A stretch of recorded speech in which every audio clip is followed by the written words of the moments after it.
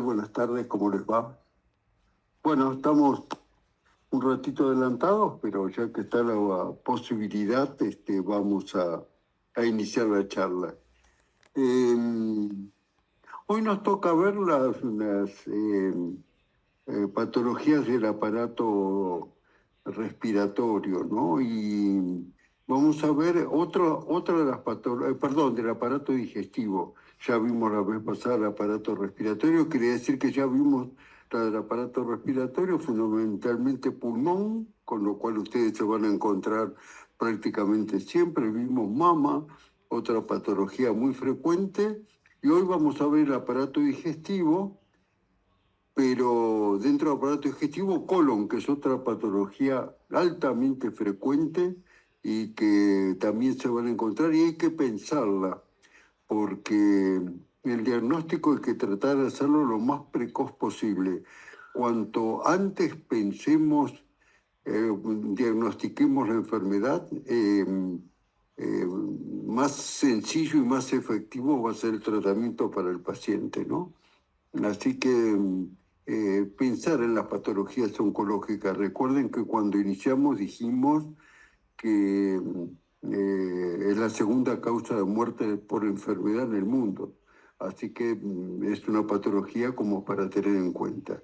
Antes de empezar, ¿quedó alguna duda de alguno de los cursos de las charlas pasadas? ¿Alguna? ¿No? Bueno.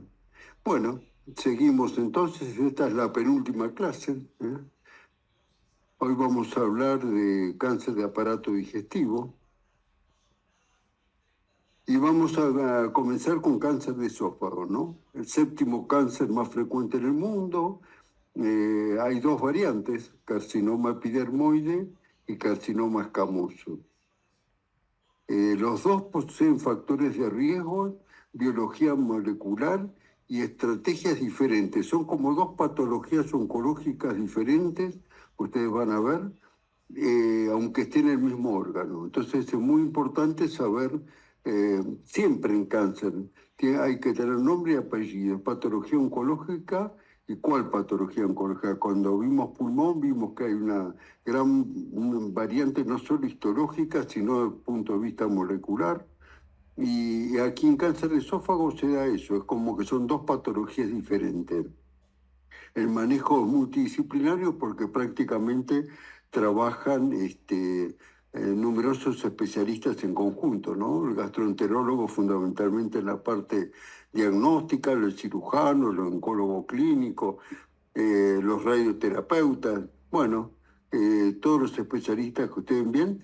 Y es muy importante trabajar en equipo, ¿no? En este momento estamos dando unas charlas por mi otra actividad, en la parte de comunicación. Yo integro y fundamos la Sociedad de Periodismo Médico hace más de 30 años y estoy dando unas charlas en la Universidad La Salle de Perú sobre el trabajo en equipo, la importancia del trabajo interdisciplinario, ¿no? Unos cursos de liderazgo en conducción de salud y hay que aprender a trabajar en conjunto, porque participan ahora tantos especialistas, aparte que el paciente oncológico no solo tiene cáncer, cada vez se progresa más en la edad, y aparecen con otra patología, a veces hipertenso, diabético, y entonces la interactividad entre los distintos especialistas es clave. Manejar cada uno aislado por separado hace que el paciente esté mal entendido, no es un segmento.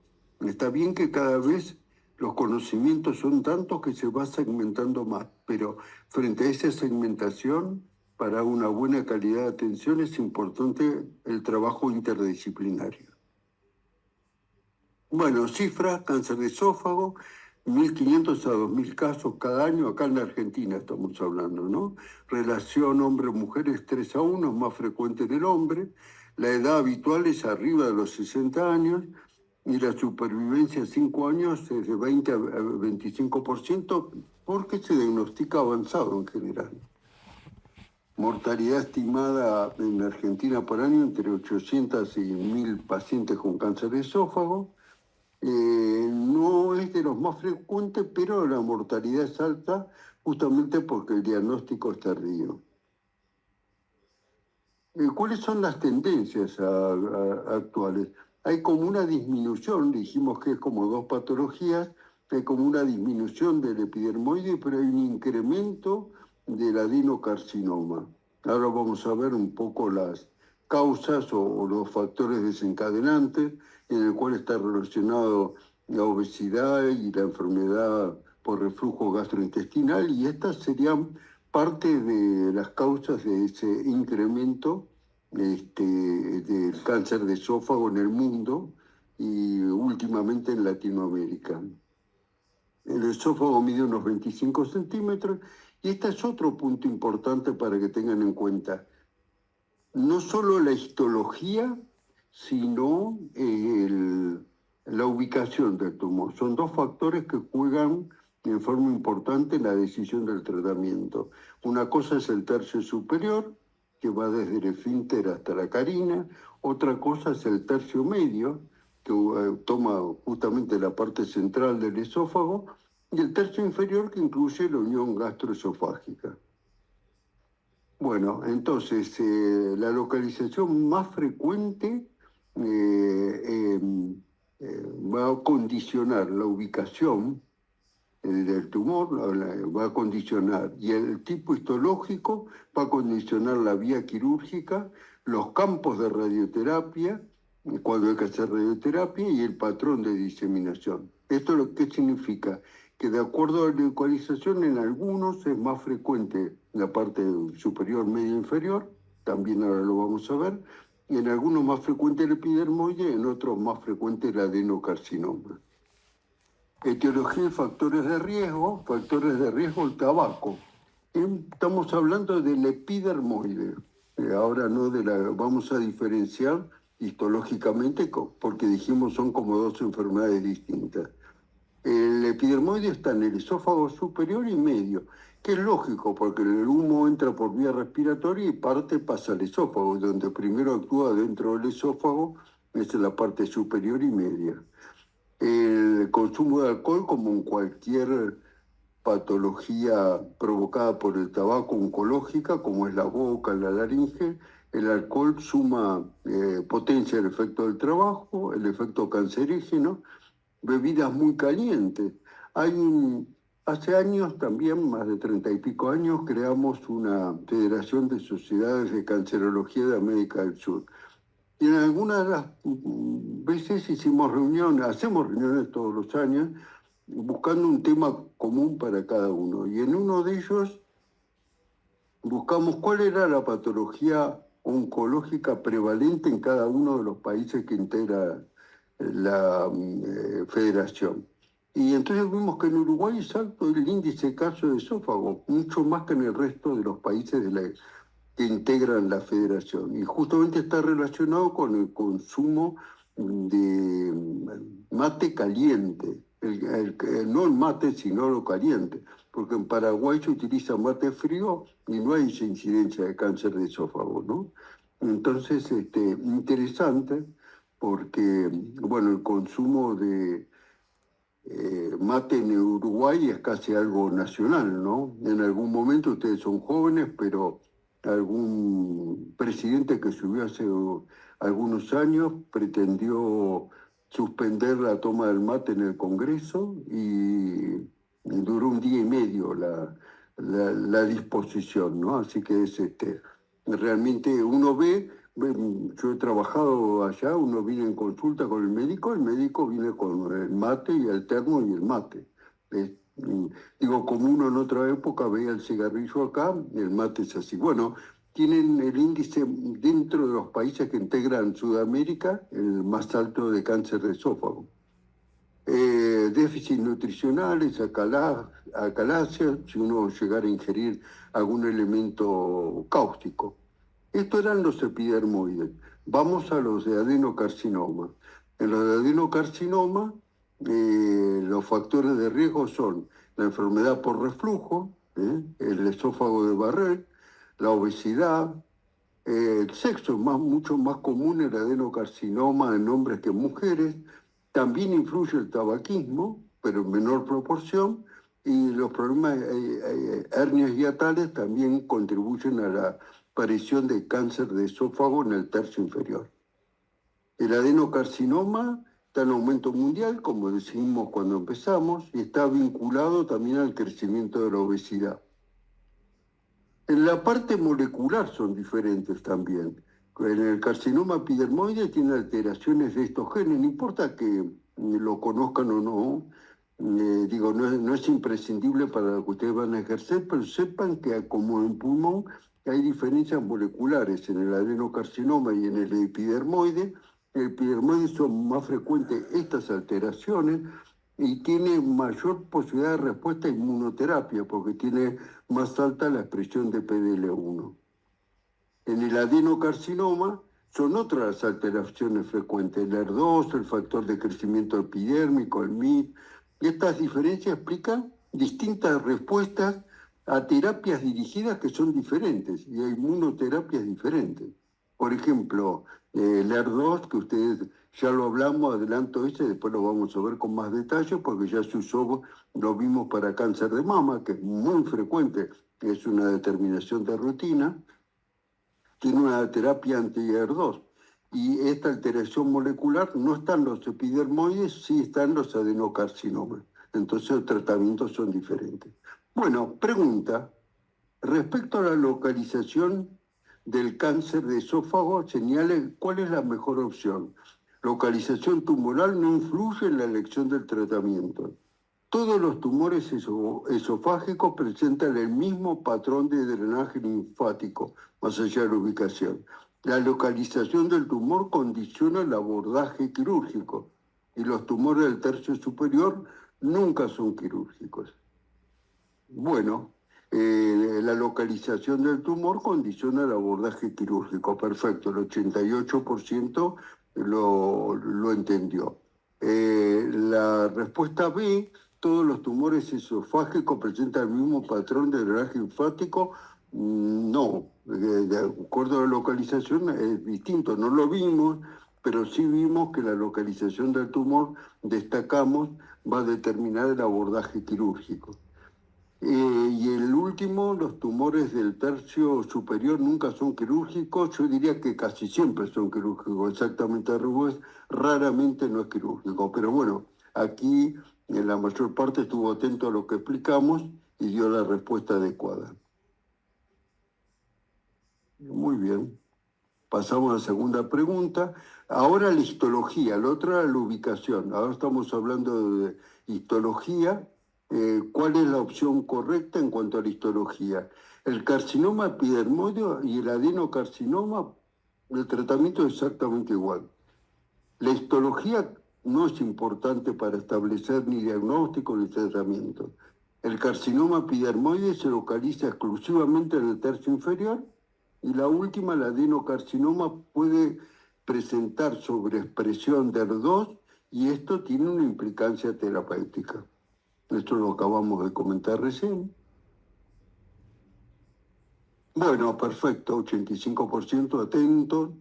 Los que respondieron con el 11%, que es el carcinoma epidermoide, se localiza exclusivamente en el tercio inferior, es justamente al revés. Yo conté que está relacionado con el tabaquismo y cuando el humo de tabaco entra por vía respiratoria y pasa al esófago, el mismo proceso, ¿no? Toma tercio superior y medio, justamente el inferior no. Son más comunes los adenocarcinomas en el inferior y no los epidermoides. Síntoma, siempre decimos síntoma inicial. Síntoma inicial no existe si no lo buscamos, porque son siempre asintomáticos. Cualquier cáncer es asintomático y no me voy a cansar siempre que dé una conferencia, una charla, un curso, lo que fuera, de decir que prácticamente tiene curación del 95% cuando uno lo diagnostica antes que dé síntomas. Entonces los chequeos periódicos son fundamentales. Entonces cuando síntoma inicial, ninguno. Es común para todas las patologías oncológicas. Ahora, en la medida que empieza a crecer y da síntomas, el síntoma cardinal es la disfagia. Primero empieza para sólidos, cuesta pasar, la gente puede ir consulta o no, posteriormente se agrega para líquidos. Cuando ya se agregó para líquidos, las cosas están bastante avanzadas. Entonces, un paciente que viene y que pregunta, mire, la comida me queda medio acá. Bueno, vemos una semana, ver qué pasó y si las cosas no mejoran, hay que hacer un estudio de esófago y mirar qué está pasando, ¿no? Especialmente si estamos asociando que es un tabaquista, que toma alcohol, o un paciente que tiene una hernia hiatal o tiene reflujo. Entonces, uno empieza a asociar las cosas. El interrogatorio para cualquier diagnóstico médico es clave. Si uno sabe escuchar al paciente, hay que darle tiempo y hacerle preguntas de acuerdo a lo que uno piensa, tiene en el 60-70% el diagnóstico y uno va a pedir los estudios para ratificar o cambiar el diagnóstico. Muchas veces no es así. Últimamente yo, por ejemplo, recibí una paciente joven, muy fumadora, pero 40 y pico de años con adenopatías múltiples en el mediastino, submaxilares, cervicales. Bueno, pensé que era un linfoma, pregunté de todo, pero tenía antecedentes de tabaquismo, biopsia, cáncer de pulmón. No es la forma más común de presentación, pero uno va teniendo una orientación en el interrogatorio. Por supuesto, después hay que examinar al paciente. El paciente no se debería ir sin estar examinado. La disfagia para sólidas, posteriormente para líquidos, y otros síntomas ya cada vez que va avanzando más la enfermedad, pérdida de peso, dolor al tragar, dolor retroesternal, regurgitación de la comida. Estos ya son síntomas floridos, ¿no? Bueno, y se va tomando que de repente invade tráquea, tos, disfonía, hemorragia digestiva, anemia. Generalmente en momentos del diagnóstico están avanzados localmente, en general. Algunos ya pueden tener metástasis a distancia. ¿Qué se impone ante una eh, disfagia? Endoscopía digestiva alta, hacer estudio inicial. Va a permitir ver la lesión, va a permitir saber los centímetros que se extiende, eh, permite obtener biopsia para confirmar el diagnóstico y tiene una sensibilidad superior al 95%. Ese es el lugar de diagnóstico donde uno puede tener el resultado de qué se trata. En la anatomía patológica, el tipo histológico, hay que pedir, bueno, ya el patólogo lo sabe, pero es importante ver el tipo histológico, el grado de diferenciación. Recuerden cuando hablamos en la primera clase que eran los tumores diferenciados, semidiferenciados e indiferenciados, de acuerdo a si reproducen o no a la célula que dio origen. Cuanto más indiferenciado es, más agresivo es el tumor. La expresión del ER2, porque eso implica terapéutica. Si tiene ER2, uno le da un bloqueante del ER2, que ahora hay varios, ya no hay uno solo, y eso es altamente efectivo. Hay que pedirlo del PDL1, el PDL1 y el MS1 permiten la aplicación de inmunoterapia, ¿no? Así que bueno, tenemos esas cosas que ver en la anatomía patológica. La endoscopía es el mejor método entonces para estadificar, ver el tamaño del tumor. Recuerde que la estadificación es TNM, tumor, ganglios, metástasis. Uno ve la extensión del tumor, determina la profundidad, va a tomar biopsia, va a ver la profundidad, permite estadificar si hay ganglios o no, evaluar ganglios regionales, porque esto es una ecoendoscopía, estamos haciendo una ecografía de la zona que nos permite ver más allá de lo que es el esófago, los ganglios que pueden rodear al esófago. Otra parte diagnóstica es la tomografía computada de cuello, tórax y abdomen para ver extensión de la enfermedad.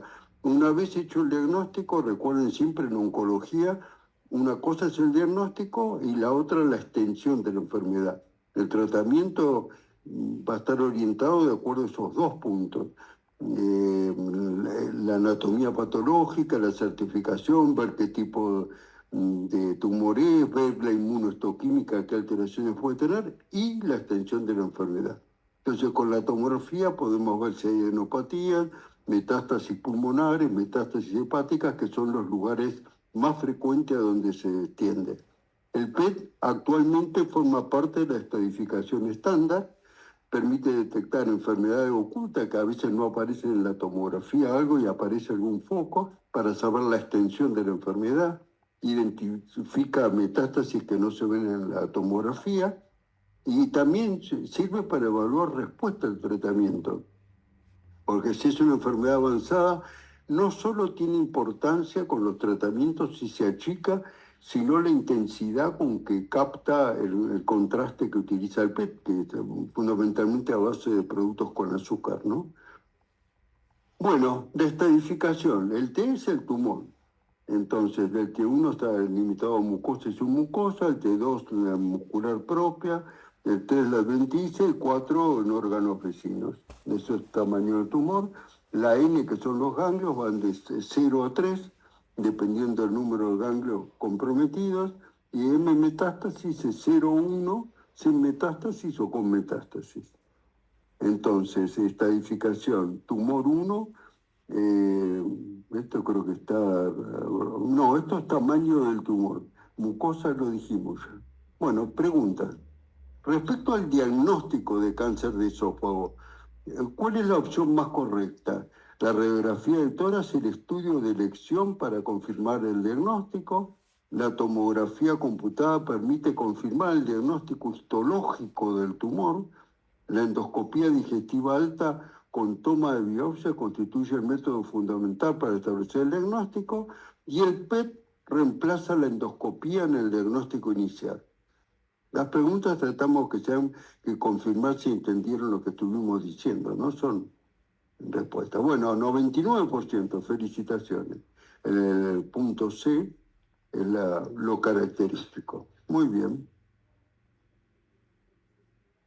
Tratamiento del cáncer superficial, T1A, el riesgo ganglionar es muy bajo, generalmente con una resección endoscópica de la lesión, permite preservar el órgano. Después se verá, de acuerdo a la biopsia y a la invasión de la capa, si necesita hacer algún tratamiento complementario o no. Generalmente, si es T1A, porque el 1 está localizado a nivel de la mucosa, pero se invade un poquito más si llega a la submucosa o no. El T1B, que ya implica mayor riesgo ganglionar, generalmente hay que sacar el esófago y sacar los ganglios, porque muy probablemente que si el tumor está un poco más profundo, haya invasión de los ganglios, ¿no? En los estadios 2 y 3, que ya es localmente avanzado y con ganglios, es la mayoría de los casos. Cuando se trata de tratamiento localizado avanzado, la tendencia actual, si es adenocarcinoma, es hacer una quimioterapia previa, perioperatoria, cercana, antes de la cirugía, y eso va a transformar, reducir el tumor y reducir la posibilidad de metástasis posteriores. Es como una neoadyuvancia, se empieza. El esquema, bueno, con 4 drogas, no importa saber las drogas, pero sepan que de repente no se inicia con una terapéutica, estamos hablando de los localizados directamente quirúrgica, si es adenocarcinoma, sino que se utiliza una quimioterapia previa. En el epidermoide, que es la otra histología, siempre lleva una quimioterapia neoadyuvante, pero con otras drogas que son totalmente distintas. Se irradia conjuntamente previo a la cirugía y después se hace la cirugía. Es la estrategia actual más utilizada. Entonces ustedes ven que son distintas histologías, distintos molecularmente, distintas las localizaciones y distintos los tratamientos. Todos son cáncer de esófago. Bueno, también se utiliza inmunoterapia. Esto modifica significativamente. Recuerden que dijimos que se mide PDL1 y el MS1 y eso permite determinar si se va a emplear quimioterapia o no. Una de las situaciones que se presentan actualmente es cuando hay riesgo de enfermedad. Esto es una terapia que empezó en la década del 80, de que la enfermedad pueda estar diseminada, aunque los estudios también.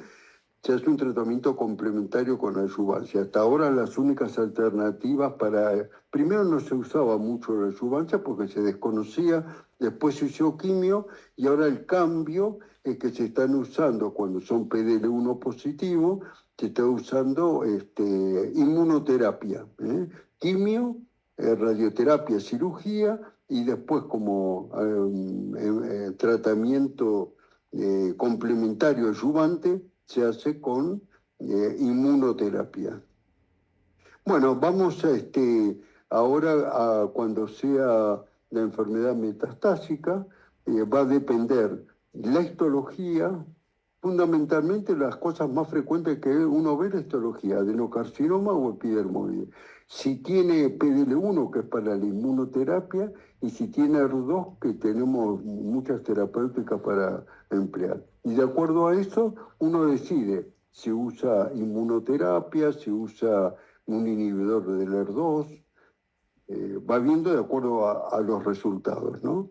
Dentro de las terapias dirigidas, la del ER2, casi del 15 al 20% de los adenocarcinomas tienen positivo el ER2 y se utilizan quimioterapia con estos otros remedios, trastuzumab, durestecan, bueno, y hay otros tipos de ER2. No importa que sepan los nombres, porque no es lo que ustedes van a recetar, excepto que alguno haga oncología, en ese caso va a aprenderlo en oncología. Pero sepan que existen, ya no es solo la quimioterapia para utilizar, sino que hay tratamientos complementarios importantes. De repente va a caer algún paciente a atenderse por algo clínico y están estos tratamientos y tienen que saber más o menos orientarse de qué se trata. En la enfermedad metastásica el objetivo es... Yo no estoy de acuerdo en el orden de esto, porque la idea de cuando el enfermo está avanzado no es prolongar la sobrevida, que el paciente esté retorcido en una cama de dolor 3 meses más, no es el objetivo. El objetivo es brindarle calidad de vida. Si uno le brinda calidad de vida es porque el tumor se redujo, y si se redujo, vive más. Pero el objetivo primero no es que viva más, el objetivo es reducir el tumor y que el paciente pueda hacer una vida lo más cercana posible y con la menor cantidad de síntomas posible. Si uno consigue eso, al reducirse el tumor, vive más, pero es una consecuencia y no el objetivo principal, prolongar la supervivencia. Cuando es la enfermedad metastásica, la primera línea se usa, es muy clásico, fluoropirimidinas y platinos, y inmunoterapia cuando está el PDL1 positivo, ¿no? Segunda línea, otras drogas, no importa, esto no es importante para ustedes. Pronóstico, la supervivencia va a depender si la enfermedad es superficial, que en cuanto a profundidad, el 80% vive a 5 años. El problema es que esto se diagnostica raramente con la enfermedad superficial. Localizada pero resecable, 40-60%. Localmente avanzado, que ya son tratamientos en base a radioterapia, no participa la cirugía, salvo alguna cirugía para alguna complicación. Y cuando la enfermedad metastásica, menos del 5%, todo esto es a sobrevida a 5 años. Bueno, preguntas.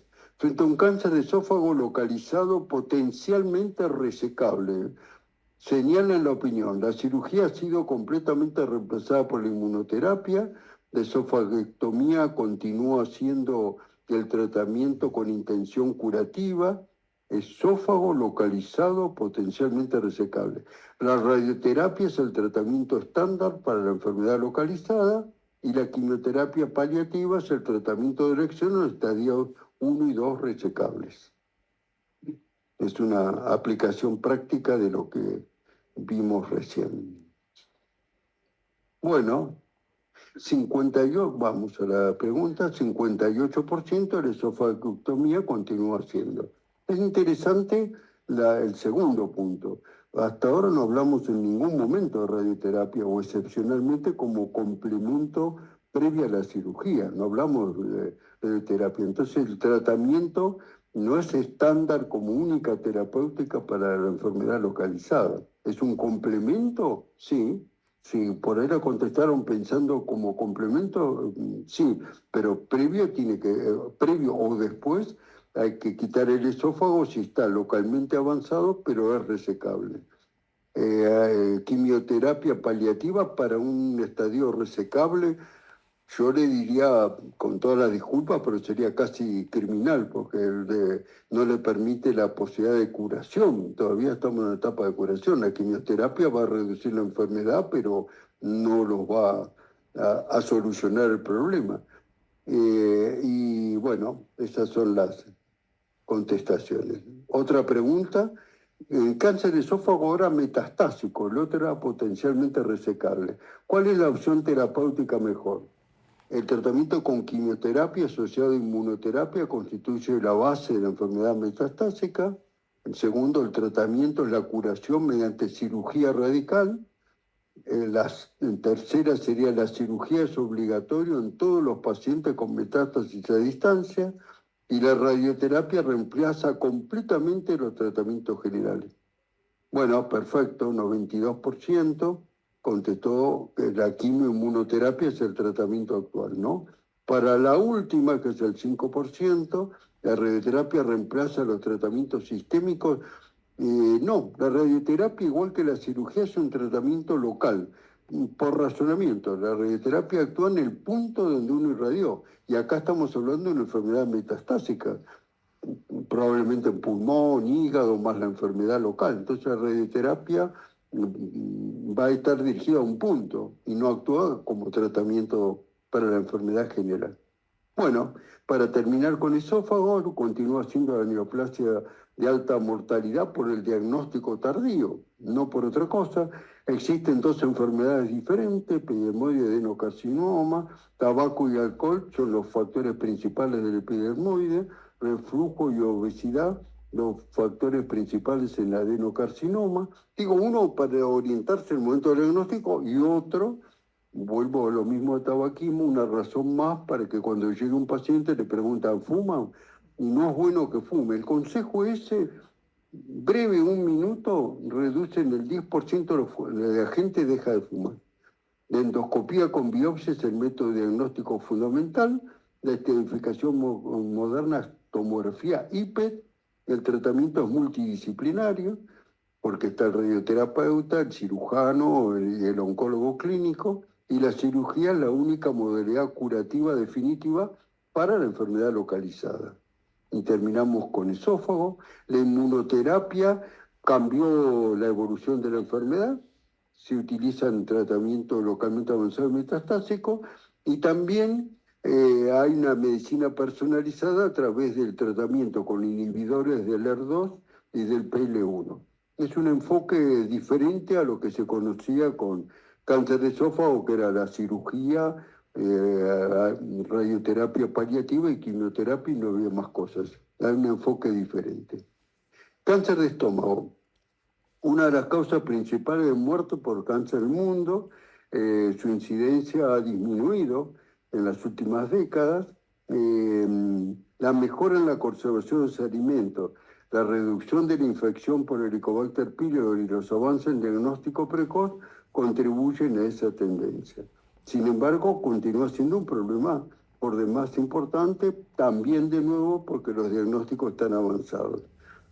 Según estimaciones generales, hay más de 960.000 casos nuevos anuales en el mundo, cerca de 660.000 mueren, es el quinto cáncer en cuanto a frecuencia y cuarto causa de muerte por cáncer. Volvemos a lo de esófago, si bien la incidencia no es enorme, se mueren por diagnóstico tardío. 4.500 en Argentina, 5.000 casos nuevos por año, 3.500 muertes anuales, predomina más el hombre en la mujer, 2-1, aumenta la incidencia después de los 60 años y se diagnostica generalmente en estadios localmente avanzados o metastásicos. Factores de riesgo. El Helicobacter pylori pasó a ser un factor etiológico fundamental. Entonces, paciente con gastritis, molestia, endoscopía, no solo ver la histología y la medición del Helicobacter pylori. Y después hay que controlar de que se haya solucionado, porque muchas veces se toma el antibiótico y eso y después no está solucionado, ¿no? Entonces hay que volver a hacer una endoscopía después de un tiempo prudencial y volver a medir el Helicobacter pylori. Factores dietarios que están relacionados a alimentos ahumados, carnes procesadas, dietas ricas en sal. Los que disminuyen el riesgo son, como para todo aparato digestivo, frutas secas, verduras, vitamina C. Los tabaquistas tienen 50% más de cáncer gástrico que la población común. Pregunta: ¿cuál es el principal factor de riesgo para el desarrollo del adenocarcinoma gástrico a nivel mundial?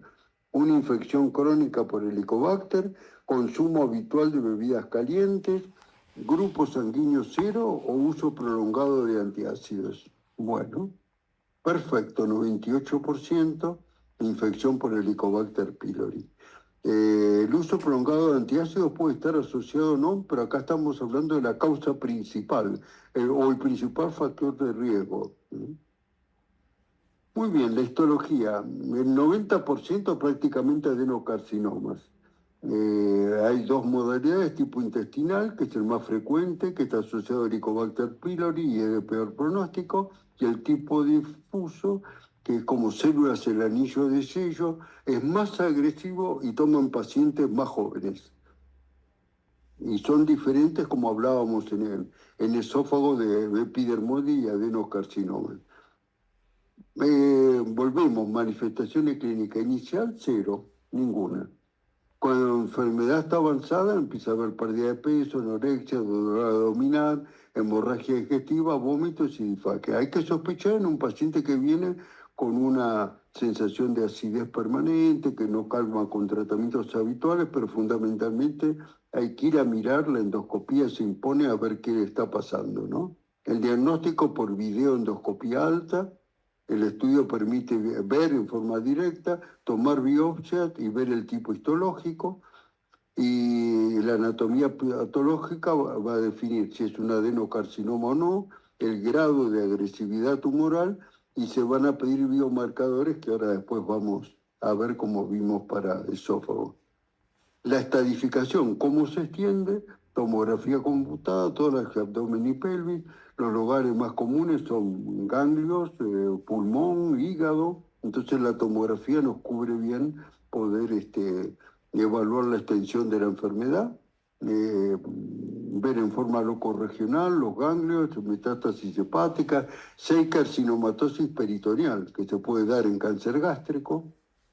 La econdoscopía también permite ver bien el tamaño del tumor original, evalúa los ganglios regionales y especialmente en tumores se evalúa si los que son potencialmente resecables, se puede evaluar bien la existencia de diferentes tipos de ganglios, aproximadamente cuántos están invadidos, qué grupos de ganglios. Si uno evalúa que el paciente tiene posibilidad resecable. Los biomarcadores, el ER2, lo mismo que en esófago, mucho más en estómago, bastante más frecuente, y esto posibilita una bioterapia, una terapia dirigida. El PDL1, que también de nuevo para la inmunoterapia, el MIS y el DMMR, que nos están diciendo que podemos usar inmunoterapia, y si están modificados nos han indicado que la inmunoterapia va a ser más efectiva. Y después hay otros marcadores que los adenocarcinomas gástricos, esto es totalmente nuevo, es una novedad que les estoy comentando. Ahí apareció una nueva alteración de un gen que aparece entre el 30 y 40%, y esto es, diríamos, como un chimento agregado, ¿no? Simplemente sepan que hay una nueva cobertura de tratamiento si este gen está alterado. Y cada vez va a ser más, ¿eh? Ustedes van a vivir una época en la cual cada vez se van descubriendo cuál es el gen que está alterado, y cuando se descubre, al poco tiempo se consigue un medicamento que bloquee ese gen o el producto del gen, la proteína. Esto que estamos viendo como novedoso, va a ser algo, a mi entender, cómo vienen las cosas y cómo va viendo la evolución. Eh, Evaluamos que fundamentalmente todos los diagnósticos y la terapéutica del cáncer va a pasar por ese lado, sin la menor duda. La Sociedad de Cancerología que yo estoy presidiendo cumple el año próximo 80 años. Yo el 11 de diciembre, en la sala seguramente de planta baja, voy a dar como inicio a la conmemoración de los 80 años, el 11 de diciembre de este año, una charla sobre la evolución de la oncología en estos 80 años de la vida de la Sociedad de Cancerología, pero fundamentalmente orientado a qué se hacía en aquella época, cómo fue evolucionando y cómo llegamos al momento actual, ¿no? Yo diría que si estaba en la década del 70, la sociedad arranca del 40 y pico, o sea, la década del 40 y pico, cierro los ojos y me despierto hoy, es como que viajé a Marte. Es una cosa totalmente diferente. Los conceptos, los diagnósticos, las terapéuticas, en todos los aspectos, ¿no? De imágenes, de laboratorios, el tipo de cirugías. Yo todavía me tocó vivir la época que veía pacientes que por pudor no consultaban por su cáncer de mama y iban siempre tarde y se hacían cirugías que eran amplísimas, había esta amputación de brazos, sacaban los músculos, todo. Hay que ubicarse en el momento que era así, uno dice qué barbaridad, y es lo que se conocía y era lo más novedoso. Les cuento también, digo, también he escrito sobre historia de la oncología y es apasionante, pero por ejemplo, en la década en 1880 y pico, una mujer con cáncer de mama, por otra patología, le sacaron los ovarios y remitió la enfermedad. Y entonces decían, ¿y esto por qué? Entonces empezaron a todas las mujeres con metástasis sacarle los ovarios. Algunas respondieron, otras no. Hoy sabemos que están los receptores, las que tienen receptores positivos no se desconocía. A alguien se le ocurrió, como lo único que había era la cirugía, ¿por qué no le sacamos la otra fuente de estrógenos que es la suprarrenal? Entonces empezó a hacer soforectomía y suprarrenalectomía. Terminaron haciendo también hipofisectomía, un tratamiento hormonal múltiple con hipofisectomía, suprarrenalectomía y oforectomía. Uno dice, qué locura. No, para el momento era una avanzada y era lo que había, ¿no? Pero es interesantísimo. Bueno, pregunta, ¿cuál es el método diagnóstico de elección para confirmar la sospecha de cáncer gástrico? Sospechamos. ¿Cuál es el método de elección? ¿Una ecografía del abdomen? ¿Una radiografía simple? ¿Una videoendoscopía digestiva alta con biopsias? ¿O la determinación sérica de marcadores tumorales? Bueno, muy bien. Perfecto, 100%. Excelente. Digo, estoy contento porque prestan atención, ¿no? A lo que uno va comentando.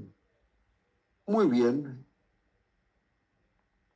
Una vez confirmado, ya tenemos el diagnóstico de cáncer de estómago, ¿cuál es el estudio de elección para estadificar el tratamiento? Y si estadificamos, estamos buscando metástasis, ¿no? Una placa de tórax, un centellograma óseo, una ecografía de abdomen o una tomografía computada de tórax, abdomen y pelvis. Bueno, muy bien. Perfecto, 95% tomografía computada para la extensión. La segunda, un centellograma óseo. Es rarísimo, y yo no lo dije para nada, que el cáncer gástrico dé metástasis ósea. 2 más 2 no es 4. En medicina puede ocurrir, pero lo más frecuente es que antes de llegar al hueso ya den pulmón, den el hígado y den los ganglios.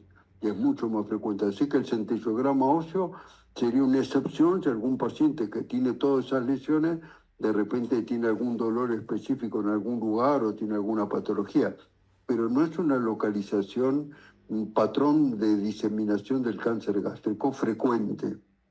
Los tratamientos, enfermedad localizada y enfermedad metastásica. Para la enfermedad localizada, gastrectomía, que puede ser subtotal, cuando el tumor es bien distal, cercano al duodeno, o en los tumores proximales o extensos, la gastrectomía total, ¿no? Según esófago con duodeno. Va asociado a linfadenectomía para mejor estadificación. Uno tiene que ver los ganglios que están enfermos porque eso va a significar qué tratamiento complementario hacemos después.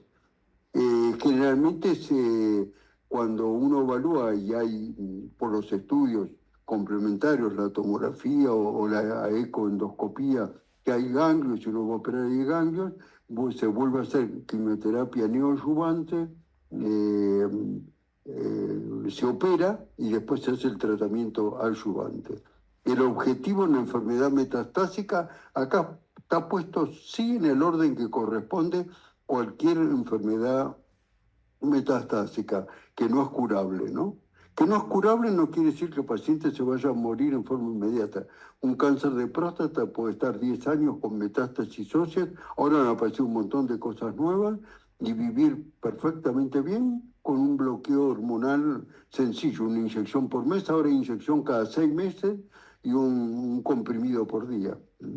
Yo les digo a los pacientes que pasa a ser como una enfermedad crónica, como si tomemos hipertensión y tomamos un comprimido y todos los días vivimos bien. Bueno, el objetivo es ese, brindarle calidad de vida y como consecuencia va tiempo de vida. Entonces el objetivo es mejorar la calidad de vida, control los síntomas y se prolonga la supervivencia como consecuencia y no como objetivo. Tratamientos, estamos hablando de avanzados, primeras líneas, dos medicamentos, un derivado de platino y fluoracilo. Si tienen ER2 negativo y PDL1 positivo, uno utiliza inmunoterapia. Si tiene ER2 positivo, utiliza trastuzumab. Bueno, y los tratamientos posteriores son con otro tipo de medicamentos y con otro tipo de inmunoterápicos. El pronóstico depende, como siempre en oncología, del estadio inicial. Si uno lo toma con un carcinoma superficial y hace una gastrectomía subtotal, sobrevida 70-90% a 5 años, en estadio 2, 40-60, 3, 20-40 y estadio 4, menos del 10%. Muy bien, vamos a la pregunta. ¿Cuál es el tratamiento con intención curativa, que es el de elección, para un paciente con cáncer gástrico localizado y con posibilidad quirúrgica?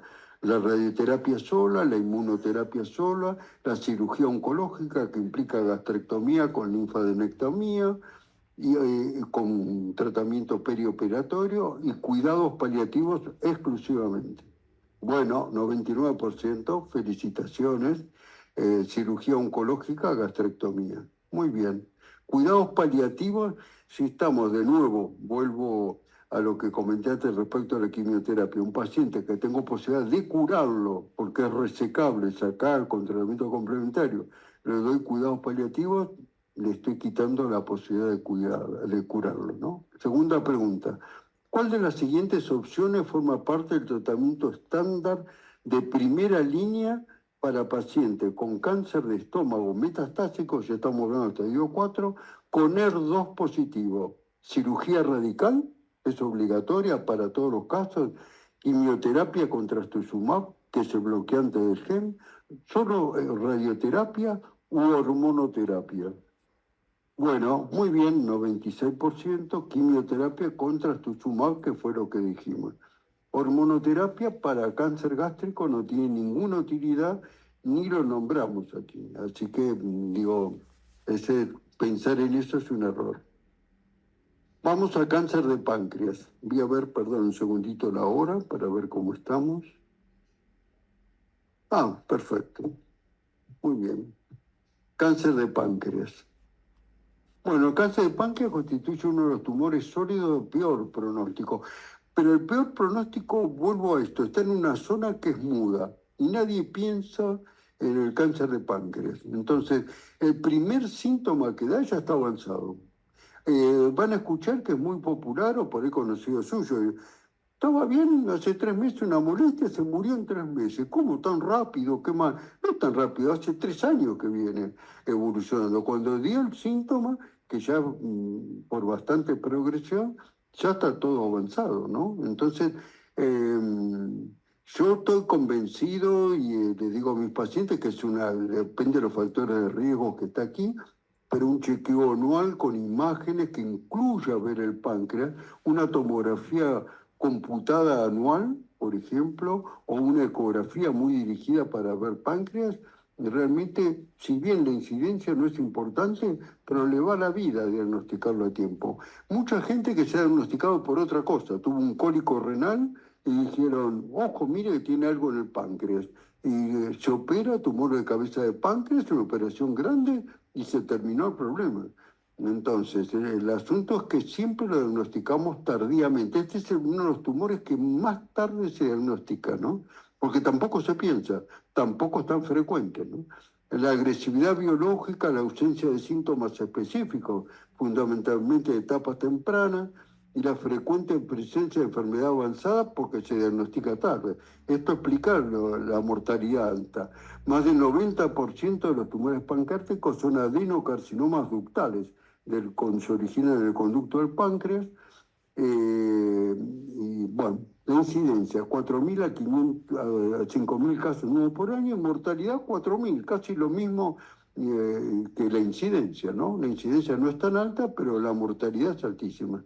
Aumenta progresivamente con la edad, la incidencia, edad media de diagnóstico 68, 70 años, y es un poco más frecuente en hombres. Factores de riesgo, de nuevo el tabaquismo, como que se han encontrado. ¿Tienen cáncer de páncreas? Sí, estamos asociados a cáncer de pulmón. Algunas formas de leucemia. Tienen mayor posibilidad de cáncer de cuello uterino, la fumadora. El cigarrillo actúa en todo el organismo, ¿no? Y es el principal factor de riesgo modificable. Los fumadores tienen el doble de posibilidad de tener cáncer de páncreas que aquel que no fuma. Otra razón más para que se tomen un minuto y decirles no fumen. Es aproximadamente el tabaquismo responsable de aproximadamente 20 a 30% de los casos.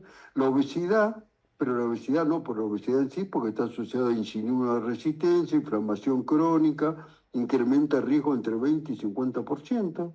Entonces, nos viene, no sé, tenemos como paciente un obeso y una persona que fuma. Y hay que hacerle un chequeo de páncreas. Aunque esté, la idea es totalmente asintomático. Justamente lo importante es cuando no siente nada. Yo siempre le digo a los pacientes, miren, ustedes compran un auto nuevo y a los 5.000 kilómetros llevan a hacer el service. No esperen que tenga un ruido, que no arranque el service. Y es nuestro service, el service de nuestro cuerpo, una vez al año. Patologías oncológicas, yo le estoy enseñando de adultos, que es lo que ustedes van a ver, hay desde que uno nace hasta los 90 años, son diferentes. Entonces, de acuerdo a la edad, las condiciones, las características de cada paciente, hay que pedir los estudios, pensar en cáncer y pedir los estudios por lo menos de los tumores más frecuentes, ¿no? Factores de riesgo diabéticos, particularmente diabetes de reciente aparición en mayores de 50 años, puede ser un factor de riesgo o una manifestación precoz del tumor. Como manifestación precoz de un cáncer de páncreas puede ser la aparición de diabetes. Las pancreatitis crónicas aumentan significativamente el riesgo. Factores hereditarios. Siempre se habla mucho, está de ultra moda, hay especialistas, consejo genético, sí, el consejo está muy bien, pero muchas veces ya el consejo genético y lo guarda y dice, tengo o no lo tengo. No es así. Solo entre el 10 como máximo el 20% de los tumores son de origen hereditario. El resto no son de origen hereditario. Entonces no nos quedemos que porque no tuvo ningún familiar, no va a tener, porque solo es el 10 a 20%. Para páncreas, 10%. Los genes implicados, el BRCA1, el mismo que mama, el BRCA2, el PAS2, el ATM, el adeno, se pueden pedir, sí, yo los pido con criterio terapéutico, porque dependiendo de la alteración genética, a veces hay tratamientos que dependen de eso, ¿no? Fundamentalmente, por ejemplo, el ovario. Pero pedirlos de rutina, porque es un paciente oncológico, no nos ayuda mucho porque el 80% no tiene nada que ver con lo genético. Adenocarcinoma 90-95% y otros tumores son neuroendocrinos. Es el segundo que se ve muy baja frecuencia, pero es el segundo en incidencia, y raros carcinomas sinar o neoplasias quísticas malignas. La estadificación Acá estamos, todos vía TNM, ¿no? Como siempre, como cualquier tumor. Pero fundamentalmente uno piensa, ¿es resecable? O no es resecable porque está avanzado, y si está en el borde de lo resecable o no. Un poco lo que hablábamos hoy con respecto a esófago o estómago. Acá fundamentalmente se habla de borderline resecable. Entonces, sin compromiso de las arterias, acá hay que, como pasan las arterias muy cerca, hay que tener fundamentalmente una de las limitaciones es que estén invadidas las arterias. Entonces, sin compromiso arterial, o por lo menos que uno lo pueda diagnosticar previamente, los borderline son contactos limitados, no invadiéndolas, pero que uno ve que los puede separar, localmente avanzado es no resecable y con compromiso vascular los localmente avanzados que son no resecables tienen compromiso vascular extenso y el metastásico, los lugares más comunes, el peritoneo, el hígado y el pulmón. Bueno, acá un dibujo anatómico para recordar, es esta, no, puntero es esta. Para recordar marca el puntero, no, acá. Para recordar lo cerquita que tenemos todo, ¿no? Entonces el tumor de la cabeza de páncreas nos va a traer obstrucción de la vía biliar, prácticamente casi seguro, invasión de duodeno también, toda consecuencia. Hacia atrás tenemos el plexo solar, entonces a veces se invade hacia atrás y son estos dolores intensos porque toma el plexo solar. Bueno, esto es simplemente para recordar un poco las complicaciones, ¿no? Los síntomas van a ser de acuerdo a la localización. Entonces, la tríada característica es ictericia, coluria y acolia.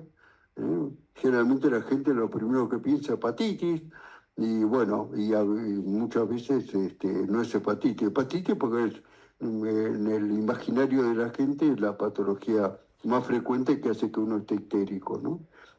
Bueno, cuando está más avanzado, pérdida de peso, y que no haya ninguna razón evidente, dolor epigástrico, de dolor en la parte superior del abdomen, se hace muy intenso si toma el plexo solar hacia atrás, ictericia, colia, coluria, sensación de ardor de estómago, otras molestias, distensión abdominal, náuseas y vómitos. Estos ya son síntomas de enfermedad avanzada. Puede presentar ascitis. El otro eran síntomas, estos son signos. Un paciente con ascitis, trombosis venosas, es bastante frecuente, y hepatomegalia si hay metástasis hepática. Por supuesto, para detectar la hepatomegalia hay que revisar al paciente. Bueno, ¿cuál de los siguientes manifestaciones, falta una palabra ahí, ¿cuál de los siguientes puede considerarse un síntoma inicial sugestivo de cáncer de páncreas? Una obstrucción intestinal completa, de golpe, una citis masiva, metástasis hepáticas múltiples sintomáticos. No se apuren a votar. ¿Cuál puede considerarse un síntoma inicial? Síntoma inicial. Recuerdo lo que dijimos sobre los síntomas iniciales de las patologías oncológicas y en páncreas. La lesión está. ¿Cuál es el síntoma inicial? Bueno, 80%, perfecto. Es asintomático. Recuerden que es asintomático, que hay que pensarlo y especialmente en páncreas, porque páncreas por la zona que está no da síntomas, salvo cuando esté complicado. 11% ascitis. Ascitis está bien, si nos viene un paciente con ascitis, pero previo a eso va a estar ictérico y colúrico, desde ya. No es por ahí el síntoma inicial. El 7% puso está arriba de todo. Obstrucción intestinal completa es rarísimo que por un cáncer de páncreas de eso. Más bien uno tiene que pensar en un cáncer de colon que va a obstruir el intestino y de golpe un paciente que tenía síntomas y no llevaba la punta hace una obstrucción completa. Es una cirugía de urgencia y se encuentran con un tumor de colon. Eso es lo más frecuente. Rarísimo que una obstrucción intestinal completa. 2 más 2 no es 4, van a encontrar cualquier cosa, pero yo le diría que es un caso en 1.000.000. Bueno, segunda pregunta. ¿Cuál de los siguientes hallazgos es más característico de un cáncer de páncreas avanzado ahora? Dispepsia, que de vez en cuando le cae la comida, ascitis por carcinomatosis peritoneal, diabetes recién diagnosticada y dolor abdominal intermitente. Lo que estamos diciendo, ¿cuál de los siguientes hallazgos es más frecuente? ¿Una diabetes recién diagnosticada es lo más frecuente? ¿Que es lo característico de un cáncer de páncreas avanzado?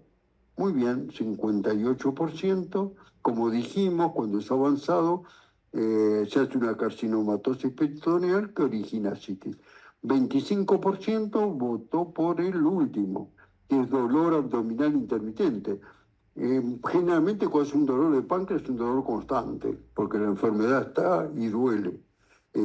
Así que un dolor esporádico que duele de vez en cuando, hay que investigar, pero raramente sea característica de un cáncer de páncreas avanzado. Es mucho más frecuente la citis por la carcinomatosis peritoneal. Y la segunda, diabetes leve recién diagnosticada, dijimos que eso más que todo es sospechar los diagnósticos iniciales, ¿no? Cuando puede ser una de las causas diagnósticas, y también puede ser, pero lo más característico, por eso la pregunta, dice, ¿cuál es lo más característico? Ascitis y carcinomatosis peritoneal. Bueno, otra pregunta, creo que esta está. No, esta es lo mismo, dolor abdominal intermitente. Laboratorio, ¿cuál es el laboratorio? Por la colostasis va a estar la bilirrubina elevada, la fosfatasa alcalina mismo por la obstrucción, la gamma GT también elevada, los marcadores tumorales. K19,9, ninguno de los marcadores que hay en sangre, ni el 125 en ovario, ni el PSA en próstata, ni el K19,9 en páncreas y en colon, ni el SEA, son para screening, tienen 20 a 25% de error. Si uno lo toma como chequeo, como único manifestación del chequeo, no sirve. Van a tener pacientes con enfermedad avanzada con marcadores normales y marcadores normales con enfermedad avanzada. Sí sirve medirlos, evaluar el valor. Si está alto, sí nos va a servir muy útil para el control posterior, ver la respuesta al tratamiento, ver si tiene una recaída, pero para eso tiene que estar alto al inicio. Sirve para control evolutivo de la enfermedad, ninguno de los marcadores sirve para screening. Sí, dentro de un contexto. Si yo a un paciente con evalúo próstata y le pido una ecografía, le hago un tacto y le pido el marcador, la triada dentro de ese componente es de utilidad porque es un punto más, pero no como estudio exclusivo. Entonces, no sirve para screening, la utilidad es para el pronóstico, seguimiento y respuesta al tratamiento. Los métodos por imágenes para determinar la extensión, ¿no? La tomografía computada es dirección al inicio, permite no solo evaluar que existe, sino qué órganos están comprometidos, hasta dónde se extiende, la relación con los vasos sanguíneos, que acá, como dijimos, es muy importante si es resecable o no, y permite justamente evaluar lo que es el último punto. Otros métodos por imágenes, la resonancia es útil cuando las lesiones son muy pequeñas, para evaluar si hay alguna lesión en el hígado, y cuando hay alguna lesión que por tomografía es dudosa, la resonancia es de utilidad. Y la colangioresonancia es una excelente evaluación del conducto pancreático y de la vía biliar. La ecoendoscopía actualmente es uno de los estudios más importantes porque permite detectar tumores pequeños, ver la invasión local, realizar biopsias y también uno puede ver adenopatías, ¿no? Presenta una sensibilidad superior al 90%. La confirmación histológica, como en cualquier tumor, es obligatoria. Generalmente se obtiene por ecoendoscopía con punción o por biopsia de alguna metástasis. El tratamiento en los tumores resecables, la cirugía; en los tumores no resecables, tratamientos generales. Estos tratamientos generales van a ser quimioterapia, inmunoterapia o terapias dirigidas, dependiendo si es sensible o no a la parte inmunológica y de acuerdo al marcador que esté alterado en terapia dirigida. La enfermedad localizada, duodenopancreatectomía, que puede ser convencional, laparoscópica o robótica. ¿Mm? Hoy también existe una forma de radioterapia que popularmente se la conoce como radiocirugía, en el cual por el sistema del aparato el tumor recibe por distintos focos de entrada para evitar una lesión, una concentración altísima en muy poquito tiempo, son unos minutos, y es como si uno extirpara, lo necrosa el tumor, ¿no? Esto se aplicaba inicialmente para cerebro, localizaciones que no podían ser quirúrgicas porque uno dañaba el resto de la estructura cerebral para llegar al tumor. Entonces se empezó a usar eso y hoy hay 2 o 3 aparatos aquí en Argentina que se utiliza la radioterapia estereotáxica craneal, porque se usaba antes para el cráneo, que es más conocido como radiocirugía. Pronóstico global, supervivencia a 5 años, 10 a 13% a 5 años, fundamentalmente por el diagnóstico tardío. Cuando son enfermedad resecable viven 25 a 40 que se pudo sacar. Cuando es metastásico es menos del 5%. El seguimiento, si el paciente está operado, con examen clínico, imágenes, TAC, resonancia PET, laboratorio, CA-OK19, si antes dio alto, si no dio alto, no tiene ninguna utilidad tampoco en el seguimiento. ¿Existe diagnóstico precoz? Lo que se recomienda es incluir ecografía abdominal y tomografía dentro del chequeo anual, especialmente en hombres, que es donde está la mayor incidencia, arriba de los 65 años. Diagnóstico oportuno permite resección quirúrgica con criterio curativo. Pregunta, ¿cuál es el estudio inicial, el primero que uno pediría de elección para diagnosticar y estadificar el cáncer de páncreas? ¿Una placa común, una tomografía multicorte, un centellograma de los huesos o una ecografía Doppler de miembros inferiores? Bueno, muy bien, 97%, una tomografía multicorte permite apreciar, ver la enfermedad y estadificarla, ¿no? La radiografía simple no tiene utilidad, el centellograma óseo de nuevo, lo mismo que ya aplicamos antes. Perdón, digo, de repente es algún representante de alguna compañía de centellogramas que vota por el centellograma. ¿Cuál de las siguientes categorías corresponde al cáncer de páncreas con posibilidad de resección quirúrgica inmediata? Cuando la enfermedad es metastásica, cuando la enfermedad localmente avanzada es irresecable porque está pegada a los vasos sanguíneos, cuando el tumor es resecable sin compromiso arterial significativo ni metástasis, o cuando el tumor con invasión extensa de la arteria mesentérica superior. Bueno, 97%, por supuesto, tumor resecable es la pregunta. El 2% enfermedad localmente avanzada y resecable. ¿Cuál de las siguientes categorías? No, sin la menor duda es la C, ¿no? Bueno, esto es lo que preguntamos recién, que están duplicadas aparentemente la forma de lo que yo. Bueno, nos vamos a la última localización, que es uno de los tumores más frecuentes. A esto préstenle atención porque son lo que van a ver seguro, hagan lo que hagan. Bueno, cáncer de colon es uno de los tumores malignos más frecuentes del mundo, constituye un importante problema de salud pública, colon y recto, ¿no? Pues son más o menos eh, parecidos, son muy cercanos, integran un grupo denominado cáncer colorectal. La mayoría de los casos se desarrollan a partir de pólipos adenomatosos. Los pólipos adenomatosos llevan un tiempo en crecer, con lo cual es responsabilidad de cada uno pedir la colonoscopía.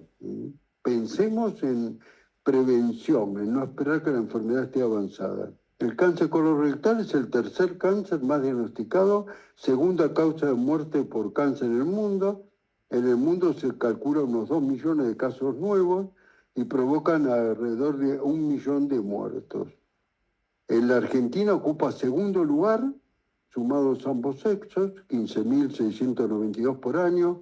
el 13% del total de tumores, el 90% aparecen mayores de 50 años y la mortalidad es más de 7.000 fallecimientos anuales. Prácticamente la mitad de los diagnosticados fallecen. Estas son estadísticas que presentó en su momento el Instituto Nacional del Cáncer, donde ustedes pueden ver que primero es mama, segundo colon y recto, y después está separado la incidencia de acuerdo a varones y mujeres. Causas y factores de riesgo. Factores no modificables que no los podemos cambiar. Edad de más de 50 años. Está, ¿cómo están? Edad de más de 50 años. Antecedentes familiares de primer grado o múltiples. Volvemos a la característica no más del 10 al 20%. El 80% no es familiar, pero si uno tiene antecedentes con familiares de primer grado o múltiples, en el sentido que es el abuelo, el tío, el hermano, síndromes hereditarios como el síndrome de Lynch o poliposis adenomatosa familiar, enfermedades inflamatorias intestinales como la colitis ulcerosa, la enfermedad de Crohn. Estos son factores no modificables. Seguimos con... estos sí, perdón, hay un error en la diapositiva. Es factores modificables, con los cuales nosotros podemos modificar. Uno es la alimentación. El mayor riesgo es carnes rojas en exceso, carnes procesadas, dietas sin fibra, la obesidad, el sedentarismo, el tabaquismo, el consumo excesivo de alcohol, diabetes tipo 2. Yo agregaría que el cambio de la alimentación ha sido un factor fundamental en el avance del cáncer de colon. Los alimentos que comemos con conservantes, que vamos y compramos alimentos para dentro de un mes, no sé, un arroz preparado con determinada tipo de salsa y tenemos el paquete, lo guardamos, lo comemos cuando tengamos ganas. Bueno, todos tienen nitritos y nitratos como conservantes que son cancerígenos para el aparato digestivo. Cuando hablamos de causas de cáncer, la gente me pregunta, ¿y la dieta? ¿Tengo que comer esto, el otro? Hay cánceres que están relacionados con la dieta y otros no. Como dijimos, hay más de 200 variantes. Bueno, el cáncer de colon está relacionado con la dieta. Y no es casual, era un cáncer práctico, como le decía, que pude hacer evaluaciones. Escribimos un libro sobre la historia de la oncología en la Argentina de 1810 ahora. La incidencia de cáncer era muy baja. En la medida que fue cambiando los cambios sociales llevan a un cambio en la incidencia de los tumores. El no tener hijos, la influencia de hormonas aumenta enormemente el cáncer de mama, es un cáncer social, por ejemplo, en las clases altas que tienen ningún hijo o muy pocos hijos, es mucho mayor que en las clases bajas que tienen varios hijos y comienzan de joven a no tener hijos. El tabaquismo, que cuando se comenzó a fumar se incrementó, y el cáncer de colon está también íntimamente relacionado con las dietas, cambió la forma de vida. Yo recuerdo todavía a mi abuela, estamos hablando de la década del 50, toda la mañana, a las 6 de la mañana se levantaba, iba a la feria, compraba la comida y preparaba la comida. Bueno, a nadie se le ocurría por los cambios sociales, no es ni mejor ni peor, ¿eh? Estamos hablando de las causas que cambian la incidencia de los tumores. Hoy con la vida que se lleva, nadie va a preparar comida todos los días. Y bueno, de consecuencia tenemos un aumento de cáncer de colon, y con otros cambios sociales nos llevan a otros cambios de la incidencia de patologías oncológicas, ¿no? Manifestaciones clínicas, cero. Volvemos a reiterar ese concepto, que se lleven después de este módulo, que si no lo buscamos, no lo encontramos. Y es nuestra responsabilidad encontrarlo en la etapa inicial. Síntoma inicial, cero. Las manifestaciones dependen, cuando empiezan a aparecer, de la localización y la extensión del tumor. Bueno, esto para mostrarles que la incidencia cambia de acuerdo a la localización, ¿no? Fundamentalmente la incidencia más frecuente es en el descendente, que es, en el sigma 20,2%, y después tienen aquí el porcentaje en recto 49%. Entre sigma y recto, prácticamente el 70% de los tumores están en estas localizaciones. Muy cerca del diagnóstico, de poder localizarlos rápidamente, el 50% está dentro del tacto rectal. Uno, si practicara el tacto rectal lo manda al proctólogo, el 50% de los tumores se localizan en el recto. Bueno, el ciego, ascendente. En el momento actual, no importa ese detalle porque es para nosotros, para los tratamientos, en este momento se evalúa que tienen hasta biología diferente y evolución diferente los cánceres del colon ascendente hasta la mitad del transverso y de la mitad del transverso hacia el descendente. Es como si fuera otra patología y enfoque diferente. Eso es una de las cosas más nuevas que ustedes van a ir viendo en el futuro, que se va a ir acentuando cada vez más. Pero estas son las localizaciones de los tumores. El Instituto Karolinska es un instituto mundial destacadísimo en el área oncológica y tiene un lema que a mí me encanta y lo digo siempre. Dice, ¿cuál es el primer síntoma de cáncer de colon? Sentirse muy bien, tener muy buen apetito y tener 50 años. Por eso, a partir de los 50 años, hay que empezar a hacer la colonoscopía, que nos va a permitir diagnosticar pólipos, que si los extirpamos, evitamos, hacemos medicina preventiva para evitar que se desarrollen como cáncer de colon, el extirparlo. Se caracteriza una fase de crecimiento asintomático, el paciente no tiene ningún síntoma, como cualquier tumor. En colon derecho, cuando empieza a haber síntomas, pueden ser una hemorragia oculta, una anemia, un tumor abdominal, ya es más. Piensen en una persona arriba de 50 años, más si tiene 60, 65 años, con una anemia que no le encuentran la causa, pídanle una colonoscopía. Es muy frecuente que tengan un cáncer de colon asintomático o que el paciente no le da importancia, ¿no? Nosotros dentro de, cuando nos hicimos cargo del hospital, creamos un grupo de ayuda mutua de pacientes que ya lleva 30 y casi por cumplir 35 años.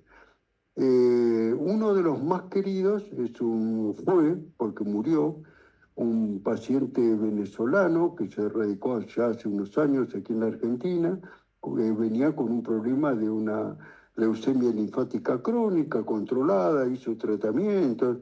Un día yo estaba en el exterior y me dice, mire, estoy con un dolor en el abdomen, voy a hacer la consulta del Luda Hondo y me internaron. Bueno, cuando vengo lo voy a ver y fui a verlo como visita, pero lo revisé, un bulto en el abdomen, le palpaba en el lado del sigma, en la izquierda. ¿Usted no perdió sangre? No, nunca. No. Y alteración de ritmo evacuatorio, no, tampoco. Lo único que tenía hace un año y pico, las heces muy finitas. Me dice, cabe, pero como no me molestaba, no consulté. Bueno, uno de los síntomas es las heces adelgazadas de forma permanente, no un episodio, ¿no? Bueno, colon izquierdo, alteración de ritmo evacuatorio, hemorragia, obstrucción. Recto, proctorragia, tenismo, sensación de gente que quiere movilizar el intestino y no evacúa nada, ¿no?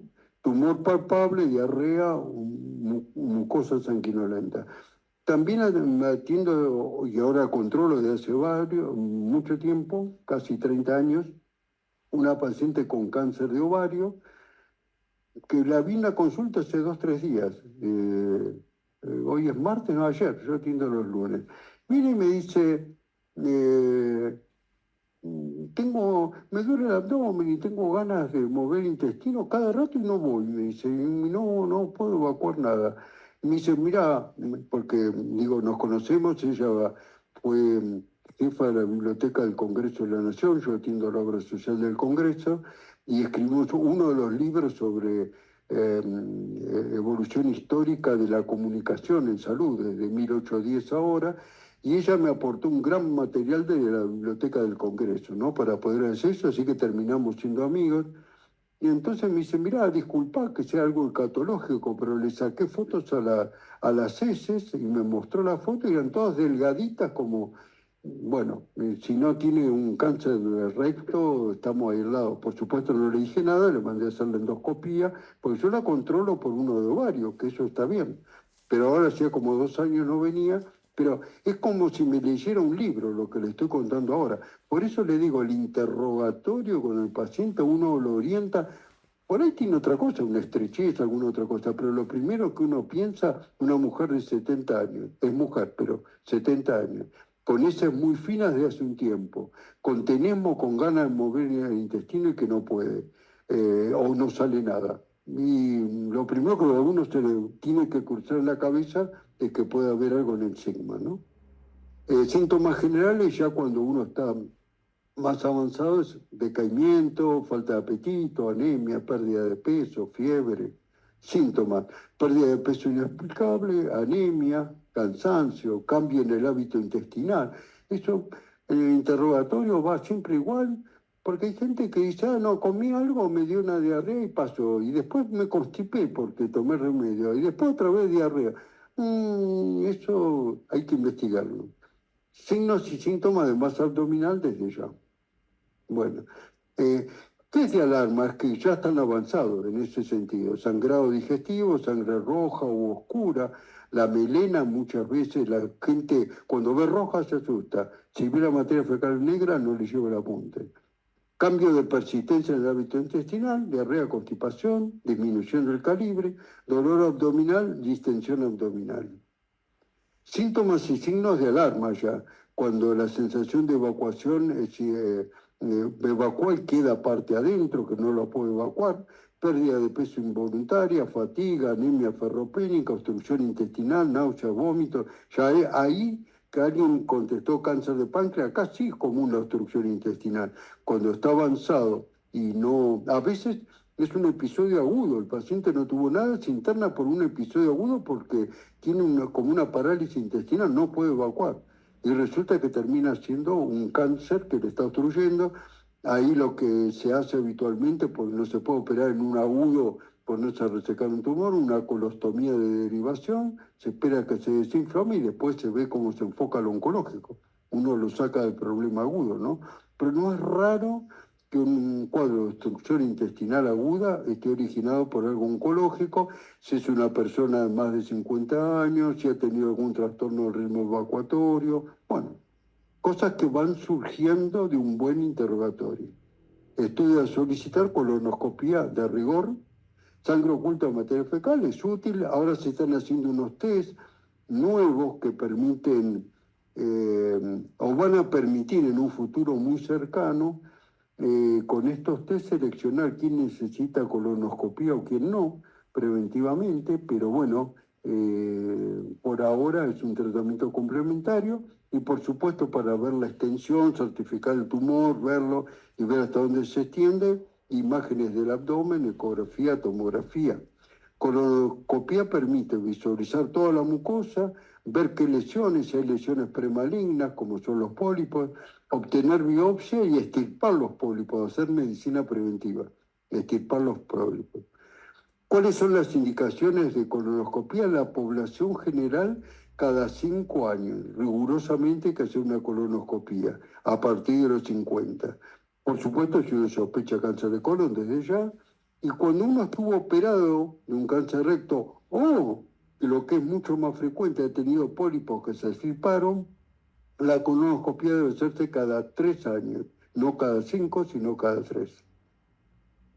Dentro del estudio hay que pedir la biopsia, por supuesto, como siempre.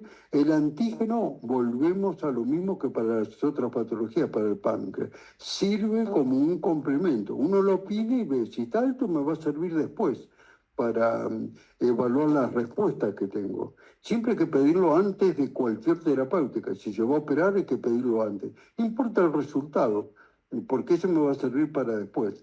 Digo, no cambia que de alto o que de bajo, exclusivamente por el SEA. Pero hay que pedirlo antes del tratamiento, porque si está alto nos va a servir para un tiempo después de haber hecho la cirugía, ver si se redujo, porque si persiste alto, quiere decir que quedó, que alguna metástasis en algún lado o algo. Es importante en ese contexto. Bueno, pregunta, ¿cuál es el estudio de elección para confirmar el diagnóstico de cáncer de colon? Una ecografía del abdomen, una placa simple de abdomen, un centellograma óseo, sé que voy a tener un botador ahí, o una colonoscopía con biopsia. Perfecto, 100%, muy bien. El estudio para realizar es colonoscopía con biopsia. Bueno, segunda pregunta, ante las sospechas, sospechamos que puede haber cáncer de colon. ¿Qué procedimiento permite visualizar directamente la lesión y obtener muestras para estudio histológico? Una tomografía computada de abdomen, una colonoscopía, una resonancia magnética cerebral o un ecocardiograma. Bueno, muy bien, 100% colonoscopía. Felicitaciones. Muy bien, seguimos. Estudios de estadificación. Imágenes para ver hasta dónde se extiende la enfermedad. Lo mejor todavía sigue siendo la tomografía computada, permite ver la extensión local, si hay ganglios, si hay metástasis en el hígado o metástasis pulmonares, que son lugares frecuentes. La resonancia magnética es muy importante en los tumores rectales, porque permite ver el contexto. Si el tumor rectal, recuerden que tiene la vejiga muy pegada y puede haber invasiones. Si es una mujer, puede haber invasión de vagina o cuello uterino. Así que dependiendo de la altura. La resonancia tiene utilidad en eso. Y el PET no es rutina, pero hay situaciones especiales cuando, por ejemplo, el paciente está operado y uno sospecha que puede haber una recurrencia, y cuando es complejo por los otros métodos es un complemento más, pero no es un estudio de rutina. La clasificación, como siempre, como cualquier tumor, ya está en la cuarta clase y tenemos claro que hay 4 estadios y que el primero es localizado, el segundo es con una localizado pero con una invasión local, el tercero los ganglios, los 4 metástasis a distancia, ¿no? Así que eso no cambia para el colon. El tratamiento va a ser, como siempre también, de acuerdo al estadio. Este es el proceso que uno hace, toma, evalúa 2 cosas, diagnóstico de cáncer de colon, ustedes ven hacia la izquierda biopsia, la inmunohistoquímica, la histología y la inmunohistoquímica, y por otro lado la estadificación que nos dice las metástasis. Las 2 cosas para decidir el tratamiento. Diagnóstico de la enfermedad, qué variantes ahora inmunohistoquímica tiene, y la extensión. Y todo eso unido nos permite pensar cuál es la mejor terapéutica inicial. En el estadio 1, la cirugía con carácter curativo. En el estadio 2 requiere cirugía más adyuvancia, por si hay lesiones a distancia. En el estadio 3 se comienza, como hablamos para las otras patologías, primero con quimio. Hablo con quimio, no es que sea quimio solo, en este momento se están usando muchísimos medicamentos biológicos que ahora va a haber, pero un tratamiento sistémico sería como neoadyuvancia, cirugía y adyuvancia también con un tratamiento sistémico, y estadio 4, tratamiento sistémico. En el estadio 4 se utiliza, por un lado, quimioterapias que muestran utilidad, terapias dirigidas, y de acuerdo a terapia dirigida, una es el factor de crecimiento vascular, que es el bevacizumab. Ustedes saben que los tumores originan vasos sanguíneos para que les lleguen los elementos que les sean de utilidad. Yo pongo el ejemplo cuando hablo con los pacientes, que es como si pongo una fábrica en un desierto, que creo caminos para que me lleguen todo lo que necesito. El tumor crea sus caminos, que son los vasos sanguíneos, que le llegue el oxígeno, la sustancia alimentaria. El bevacizumab es un medicamento que bloquea la angiogénesis, con lo cual al tumor no le llegan los alimentos y es una forma para el cáncer. Tanto es el efecto antiangiogénico que se utiliza para la retinopatía diabética, donde los vasos crecen indiscriminadamente se le inyecta este medicamento en el ojo y se bloquea la formación de vasos sanguíneos. Así que es un remedio que no solo se utiliza para oncología. Uno de los mecanismos de reproducción de las células normales es el RAS, y hay un gen dentro del RAS, la ubicación K, que puede estar alterada. Bueno, hay medicamentos, ya esto es de hace unos años, no es novedoso, es un medicamentos que están activos para cáncer de colon, que se utilizan solos o combinados con quimio o como mantenimiento posterior. Y lo último que se ha incorporado es la inmunoterapia, también para la patología de cáncer de colon. Ustedes ven que vamos pasando por muchos tumores diferentes y la inmunoterapia como que está actuando en la mayor parte de los tumores, ¿no? Porque no tiene una acción directa, no es específico para el tumor, sino que es una terapéutica para desbloquear las defensas de los receptores periféricos, que son los linfocitos, que son los que informan al sistema inmunológico de la liberación de las sustancias adecuadas. Entonces se están empleando muchos tumores. Creo que les comenté cuando en la primera clase que también otro aspecto interesante, que ahora hay unas terapias que se llaman terapias agnósticas porque no están dirigidas a ningún tumor específico, sino a la alteración de un gen que puede estar presente en 17 tumores diferentes. Ya no es una terapéutica para cáncer de colon, para páncreas, para pulmón o para mama, sino una terapéutica para el gen. Y por eso se llaman terapias agnósticas, y esto va a haber cada vez más. Estamos viendo los inicios de todo esto, ¿no? Bueno, tratamiento quirúrgico convencional o laparoscópico. Parece mentira, pero por laparoscopía se opera en cáncer de colon, se puede hacer la extracción del cáncer de colon. Por eso comentaba lo de la charla de evolución de los 80 años, cómo cambian las cosas. Bueno, estamos llegando hacia el final, situaciones especiales. El cáncer de recto. Cáncer de recto, si está muy cerca del esfínter, significa una colostomía definitiva para el resto de la vida. Ahora hay cirugías que llegan hasta lesiones que están muy cercanas al esfínter y se pueden conservar.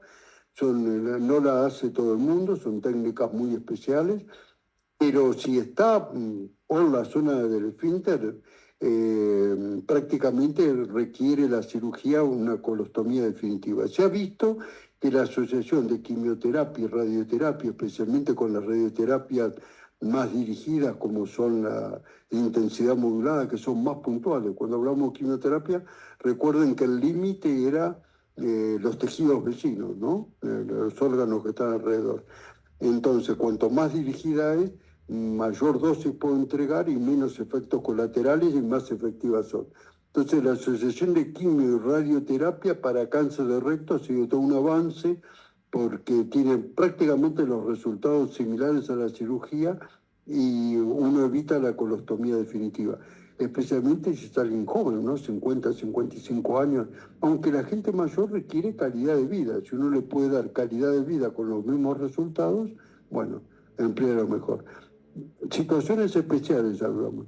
Cuando son metástasis hepáticas únicas, por ejemplo, la enfermedad está controlada, uno le hace un tratamiento, todo se reduce y queda una lesión que no termina de controlarse. Bueno, se puede sacar quirúrgicamente, se puede hacer quimioembolización. Eso significa, en la imagen que vimos, uno entra en la arteria hepática por vía de la femoral y lleva un quimioterápico y como, para que usted lo interprete, como unas pelotitas de tergopol que primero se pasan, se obstruye la arteria, con lo cual se produce un infarto de la zona del tumor, por eso se hace muy selectivo y tiene que ser una localización prácticamente única y que esté en un lóbulo, por supuesto.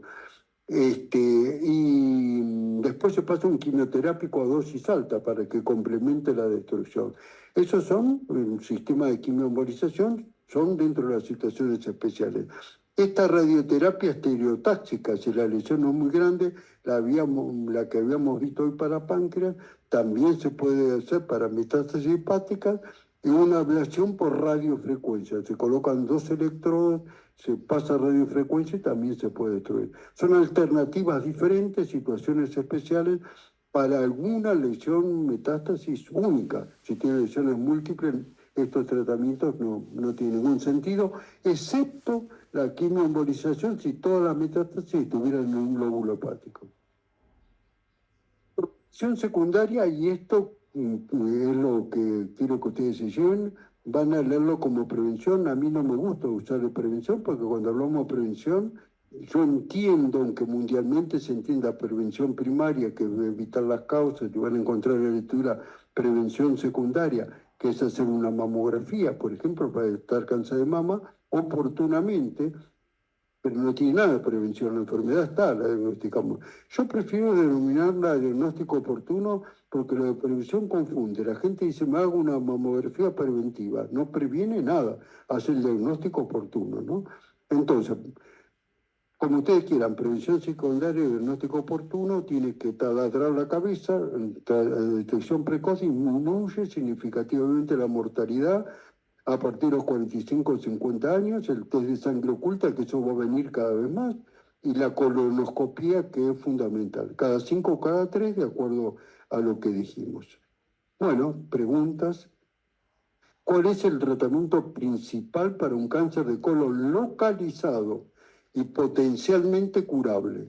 No encontramos metástasis, está localizado. ¿Cuál sería lo mejor? ¿Radioterapia sola? ¿Inmunoterapia como único tratamiento? ¿Cirugía oncológica con resección de la zona afectada? ¿O hormonoterapia?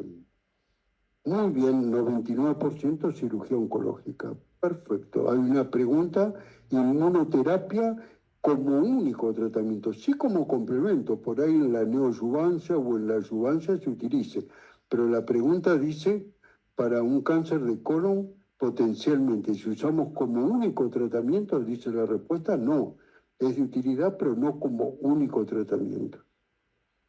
Muy bien. Segunda pregunta, un paciente con cáncer de colon, ahora estadio 3, que es localmente avanzado, con compromiso ganglionar. ¿Cuál es el tratamiento estándar después de la cirugía? Es resecable, uno lo pudo sacar, ¿hacemos algo después? ¿Lo observamos nada más? ¿Le hacemos quimioterapia preventiva, ayudante? ¿Le hacemos solo radioterapia o hormonoterapia ayudante?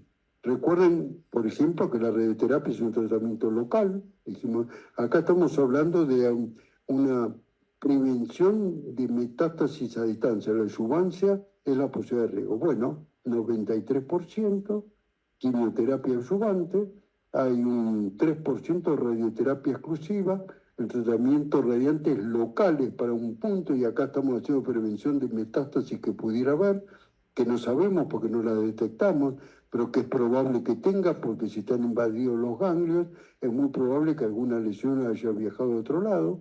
Y la última es hormonoterapia, no tiene ninguna utilidad las hormonas para cáncer de colon.